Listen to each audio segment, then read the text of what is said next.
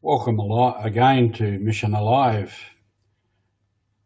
I wanted to continue this morning some discussion I had yesterday, so here I am on Saturday morning. I'd like first to give a shout out to our friend Pete, who commented about my awesome beard. Thank you very much for that, mate. Just a little note on that, with beards and priests, in the past it used to be a missionary tradition. If you saw a priest with a beard, then he was a missionary.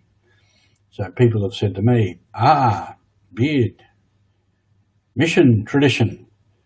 And I said, no, not with me. It's a more radical student movement in the 70s, and we all grew beards. Anyway, that apart, I want to continue something of what I said yesterday about who is God and who is Christ for us. And throughout history, when the mission was taken to different cultures, when the gospel went to different cultures and was preached, it struck a different chord in different cultures, and it brought out another face of Christ.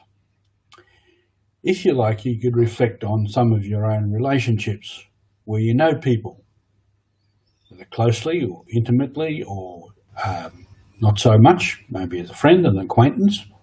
And we all have experiences where every now and again we see a different side of that person. And we might think, I never saw that before. I never knew my friend or my partner or my whoever was like that. And a lot of times that can be a very pleasant experience. So there are different sides of us, and we change as we grow. So as Christ went into another culture, the people there saw a different side of Christ, and therefore enriched our understanding of who Jesus Christ was. For instance, the Jews knew him as the Messiah, for those who believed in him. The Greeks knew nothing about Messiah.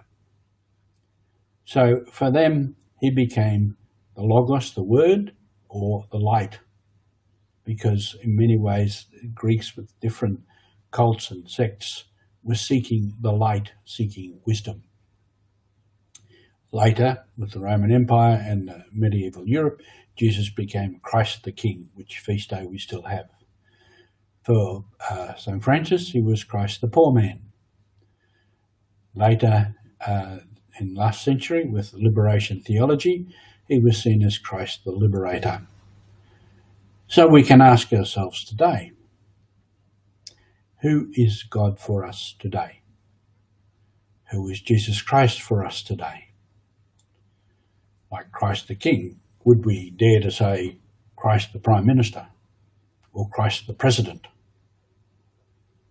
Given that all politics, including the kings in days gone by, were never perfect. Those who were the leaders were never perfect, often were far from perfect. But when we say Christ the King, we mean the ideal of kingship. As in Papua New Guinea, I think I said yesterday, Jesus became known as the chief, Lohia, or big man. And there is an ideal of a chief. And for some years I worked with a group of chiefs, and one of the things we did was to say, well, what is the chief? Who is the chief? What should the chief be?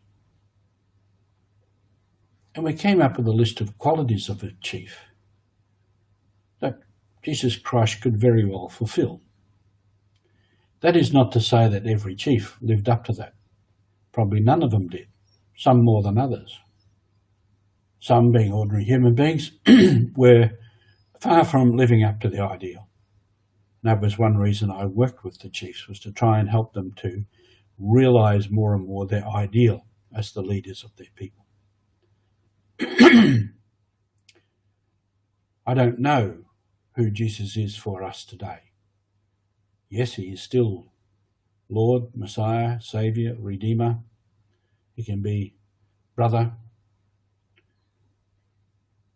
I don't know, I might have mentioned yesterday one of the images we had in Papua New Guinea was from a language called the Motuan language, and they called Jesus Kaks. I asked, what do you mean?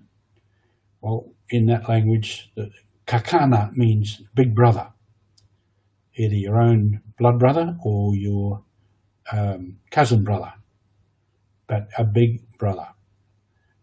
So some people, mainly young people, maybe street kids, have learned to see Jesus as Kakana or Kaks, big brother, big bro.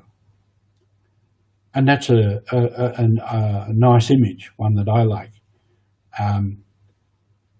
Is in many ways, if we've had a big brother who has been good for us and good to us, then we can reflect, yes, Jesus is like that. He is my big brother, he is my Kaks. So who is God for us and who is Jesus? And who is the Jesus that we take to other people? And who is the Jesus Christ that other people perceive? If they perceive Jesus differently, it can be to enrich our understanding of that person called Jesus Christ. This is the mission alive, to reflect who is God for us, who is Jesus for us, and how do I share that with other people. Have a great weekend on mission.